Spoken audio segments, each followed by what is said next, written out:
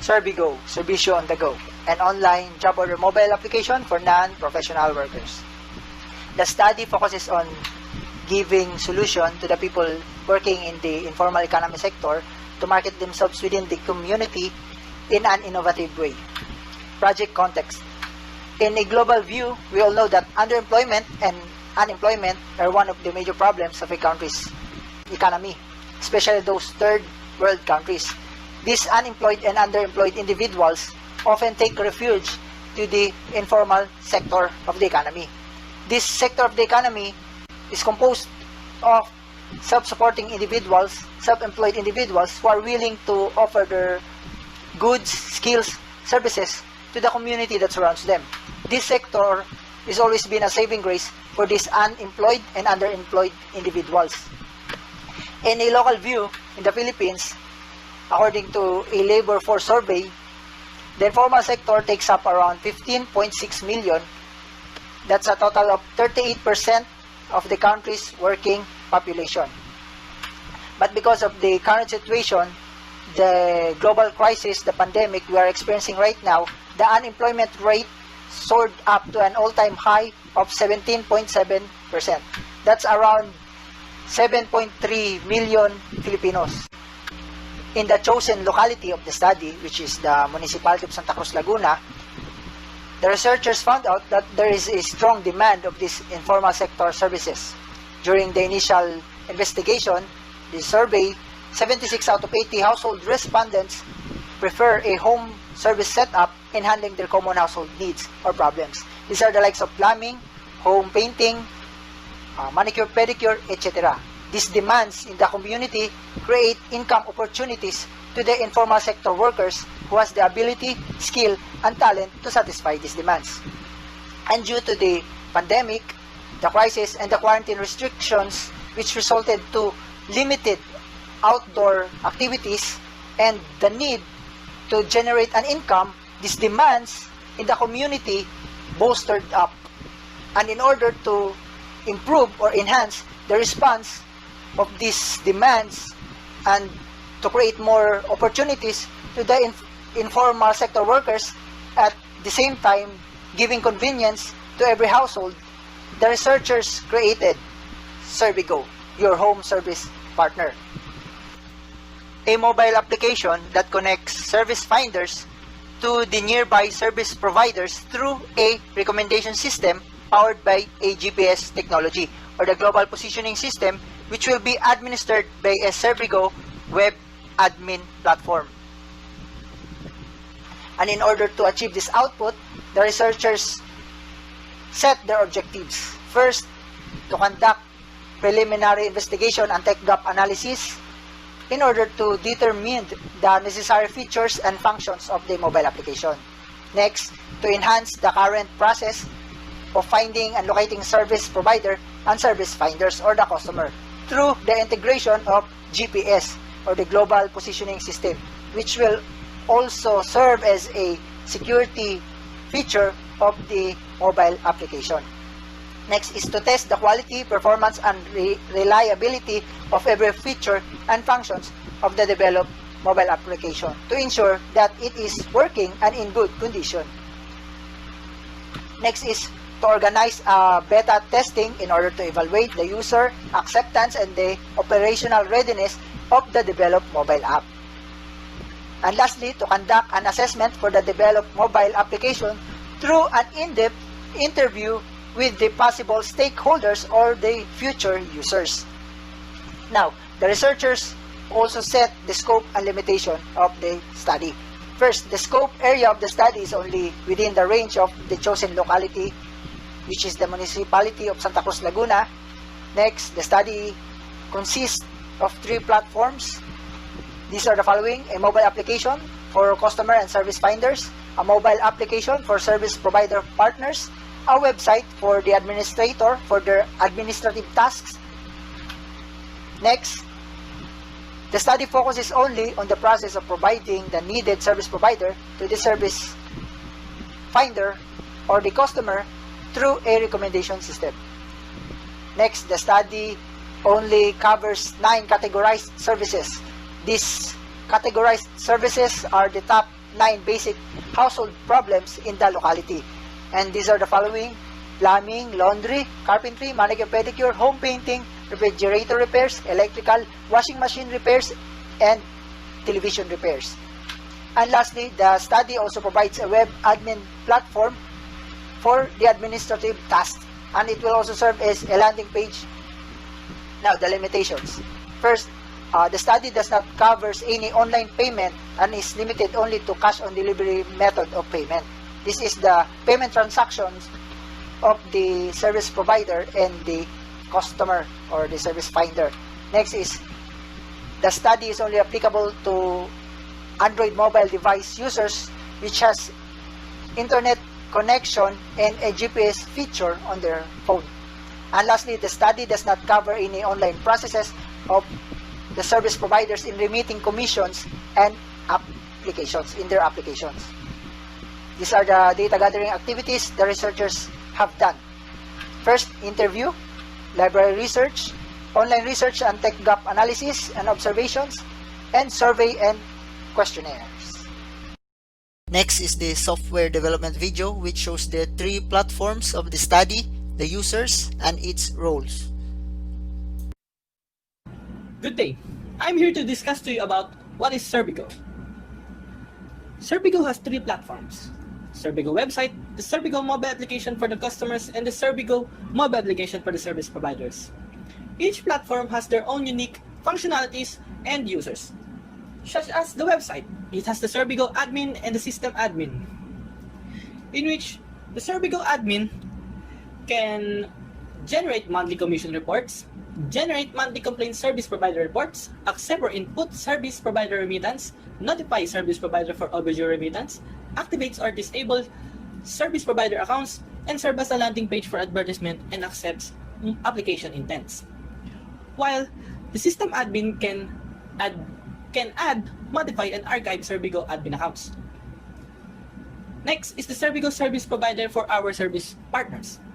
It has the functions that can register service provider, view receive requests from customers, accept service requests, view service or job history, view service provider profiles, computes total profit and mobile app commission to be remitted, cost customers, and reports customers. And lastly, to our customers, which are the SerbiGo customers, has these functions: register customer, recommend service provider, rates and feedback service providers, show ongoing request, service requesting, show history transaction, call service provider, update customer address, and report service providers. This is the system demo of the core process, input, design, and logic of the study, starting from client registration to the completion of the service request. SerbiGo Customer Mobile Application. First time the app opens, hingin niya yung permission ng GPS feature ng phone mo. This is the registration process of the customer to the mobile application.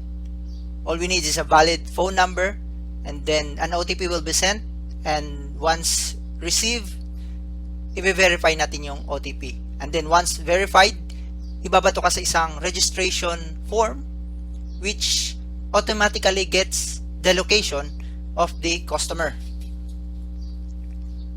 Here, getting location.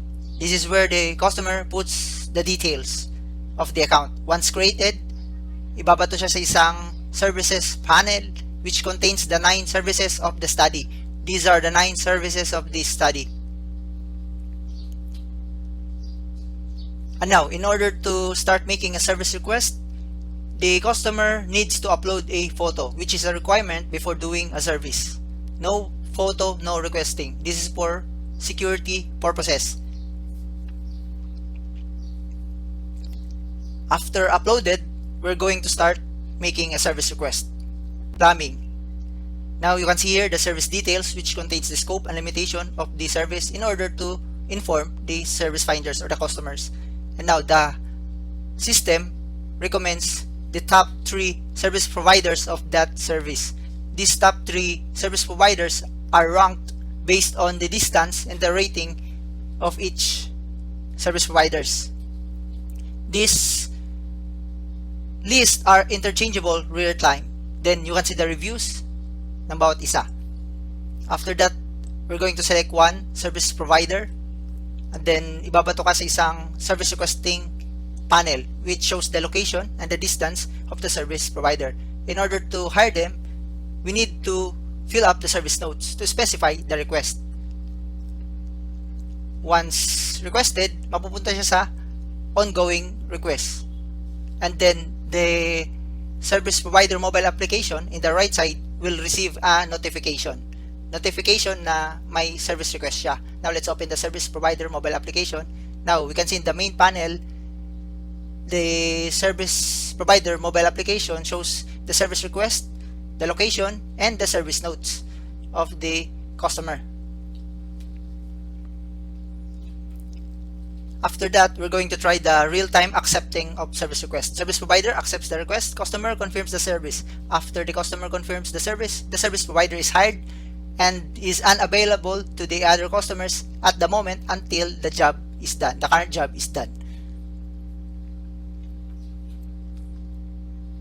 And now, let's try the voice streaming call function. The customer calls the service provider.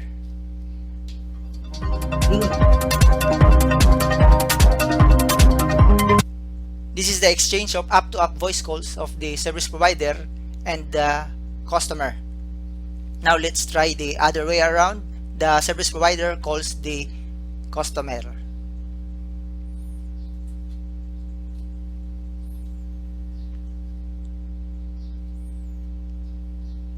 Ngayon, sasagutin ni client or customer yung tawag. Yun, call connected. Okay, now let's try to call the service provider mobile application nang hindi nakabukas. Kunwari, unattended siya. This is to notify and alert the service provider. Kita natin, tumutunog. Sabihin, notify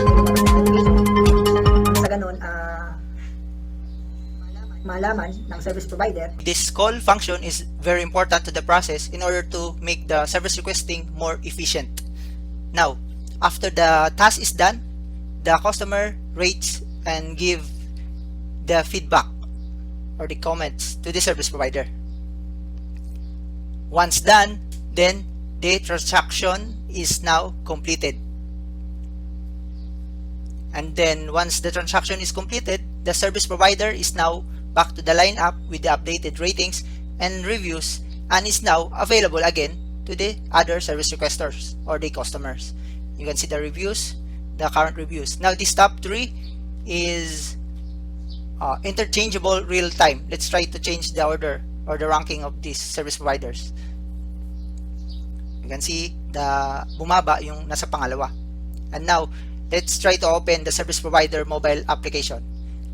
Now we can see in the job request panel or the main tab of the SerbiGo service provider app, wala na yung service request because the task is completed.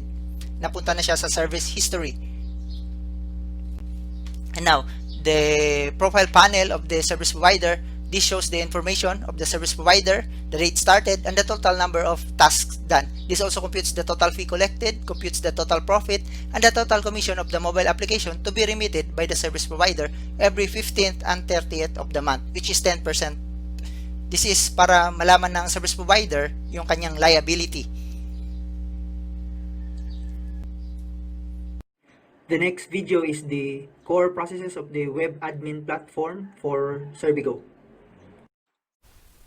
This is the third platform of SerbiGo, the SerbiGo admin website. For now, it's still under development, but however, I will still show you the core functions of this website. What you can see here is the landing page of the website. So if there's someone who wants to be a service partner of SerbiGo, just click this button.